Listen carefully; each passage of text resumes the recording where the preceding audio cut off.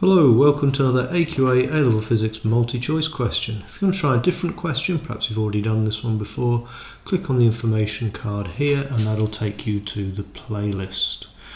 Okay, if you can do the question yourself, pause the video now. If you've got the answer B, well done. So, which row shows SI unit prefixes in order of smallest value to largest value? Well, let's go through them in the order the ones we're given. P is for pico, and that means 10 to the minus 12.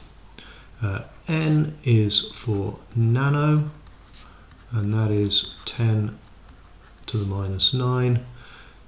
Mu is for micro, that is 10 to the minus 6.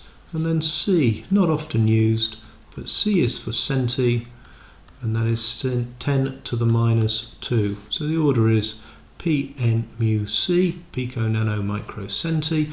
Perhaps a slightly quicker way, if I was just looking at this, I would have found the smallest and the largest values and then just check the smallest and the largest columns. So the two rows that have the correct first column are A and B, and then B and C have the correct last column. We can quickly check in the middle that those are in the correct order as well.